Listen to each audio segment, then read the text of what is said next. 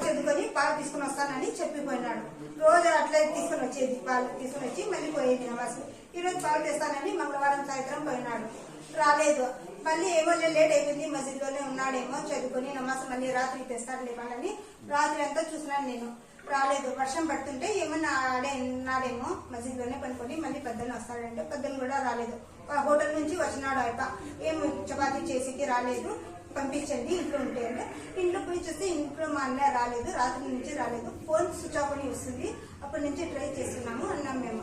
చేసేవాళ్ళు ఎక్కడ పోతాలేమో మీ అన్న ఏమన్నా చిన్నపిల్లాడా ఏడన్నా ఉంటాడు ఫంక్షన్ కి ఏడన్నా వాళ్ళు ఇంటికి వచ్చేస్తాను అని వాళ్ళు చెప్పినారు.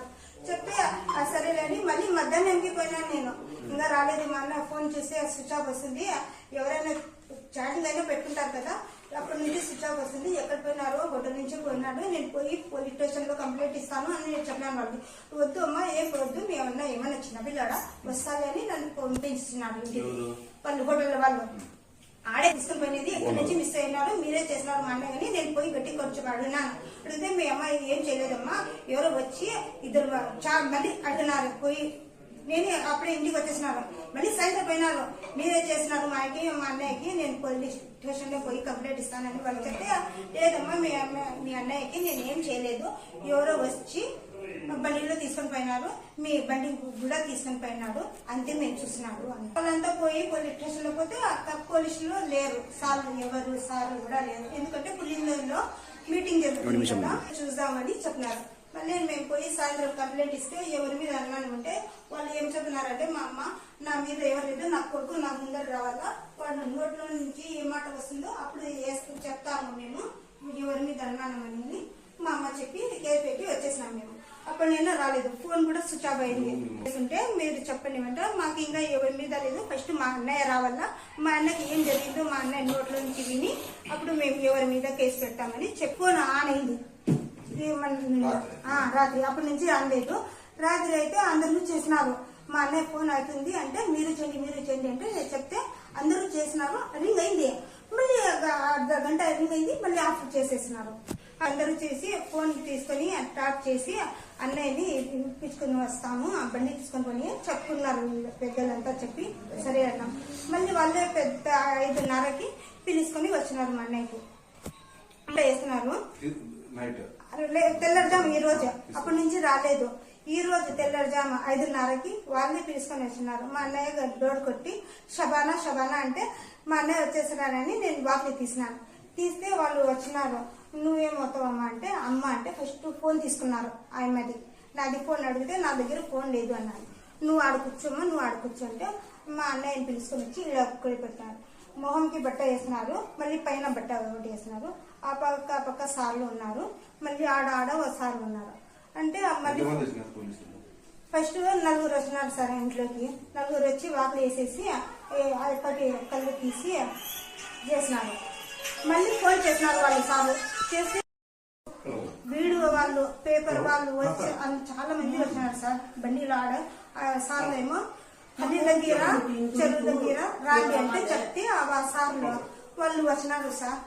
లేడీస్ కానిస్టేబుల్ చాలా మంది వచ్చినారు. మేమేమో లోపలే ఉన్నాము. మళ్ళీ రోజు మా అన్నయ్యని పనుకోమన్నారు. కళ్ళు తీసేసి ఇల్లు ఎవరిది అన్నారు అంటే మాది అన్నాడు. ఏమవుతాడు అంటే పెద్ద అన్నయ్య అన్నాడు. ఈ అమ్మ అంటే అమ్మ అన్నాడు. ఏం కాదు అన్నారు. వచ్చి అంతా చెక్ చేసినారు వాళ్ళు. మీరు అంతా బట్టలు అవి ఏమున్నాయి అని అన్ని చెక్ చేసి ఫోటోలు చేసుకొని మమ్మల్ని ఫోటోలు తీసుకొని ఆధార్ కార్డు తీసుకొని మళ్ళీ ఏం కాదమ్మా మీ అన్నకి, ఇంకా మీ అన్నకి ఏం కాలేదు అట్లని నాతో చెప్పి పోయినారు. పోతుంటే నేను పోయినాను ఆర్కర్ వరకు. అన్నయ్య అంటే మీ అన్నకి ఏం కాదులేమ్మా, సంబంధం ఉందో లేదో అని కనుక్కున్నాకే మా డౌట్ అంతే, మీ అన్నయ్యని పంపిస్తాము అని చెప్పినారు. హోటల్ పనే సార్ చిన్న వాళ్ళు అడిగినా సార్ నేను చెప్పినాను అదే హోటల్లోనే పని చేసేవాడే కూలి పని అని సార్. డైలీ ఎంత కూలి మెన్నకి 1000 రూపాయలు అంత ఇస్తారని సార్ అంతే. ఈడే సార్ మా దగ్గర ఎప్పుడు మాట్లాడలేదు సార్. మాట్లాడైతే ఫస్ట్ నేను ఎందుకు అన్నాయా అని భయపడేది, అందరికి చెప్పేది నేను. ఎందుకంటే నాకు కూడా భయమే సార్. ఫస్ట్ పోయి కళ్ళకి చెప్పేది నేను, మా అన్నయ్య అట్లా మాట్లాడతారా అంటే వీళ్ళు గొడవ సార్. మా అన్నయ్యను భార్య. ఎందుకు వచ్చింది గొడవ? అది మా అన్నయ్య ఎవరో సంబంధం పెట్టుకున్నారేమో ఆడ మనిషిని అని మా వదిన వాళ్ళు గొడవ అని భార్య భర్తల్లో మేము పోలేదు సార్. అనుమానం అనుమానం ఉంది మా వదినకి, నువ్వు ఎవరితోనో పెట్టుకున్నావేమో ఆడవాళ్ళతో అని ఫోన్ మాట్లాడుతానంటే డైలీ అనుమానం వెళ్ళింది. సో బోలో పట్టు. మా ఆయన పేరు నూర్ మొహమ్మద్. మా ఆయన హోటల్లో సల్మాన్ హోటల్లో పని చేస్తున్నారు సార్. నా పేరు సునియా సార్. ఆయనకి ఉగ్రవాదులతో సంబంధం ఉన్నది నాకు తెలీదు సార్. మేము ఓడిపోయి కానీ నేను 6 నెలలు అవుతుంది సార్. అయిపోతో నేను పక్కన ఉంటాను సార్. ఇప్పుడు వచ్చి 4 పిల్లలు సార్. నాకు 4 పిల్లలు చదువుకుంటున్నారు సార్. చిన్న పిల్లడు వచ్చి 1.5 సంవత్సరం సార్. నాకు ఉగ్రవాదులతో సంబంధం ఉన్నాయంటున్నారు కదా, నాకు తెలియదు సార్. ఎప్పుడో మీకు అనుమానం వచ్చింది? లేదు సార్, నా దగ్గర ఉన్నప్పుడు మాత్రం అనుమానం రాలేదు సార్. వాళ్ళ అమ్మోళ్ళ ఇంటికి వెళ్ళిపోయినప్పుడు ఏమేం చేసుకున్నాడో నాకు తెలియదు సార్. ఇప్పుడు పిల్లల జీవనాధారానికి ఎట్లమ్మా? మేము పనికి పోతే జరుపుకుంటున్నా సార్. ఏం పని చేస్తారు? నేను వంట చేసి పోతాను సార్. స్కూల్లో వంట చేసి స్కూల్లో వంట చేస్తూ పిల్లలను చదివించుకుంటారు. పిల్లల్ని చదువుకుంటూ తీసుకున్నాను. పోలీసులు కానీ ఈరోజు వచ్చారు కదా, ఇక్కడ ఏమో రాలేదు సార్. రాలేదు సార్. ఎన్ని నెలలు అయిందమ్మా ఇప్పుడు మీరు? మేము ఈడిపోయి 6 నెలలు అవుతుంది సార్. సరే.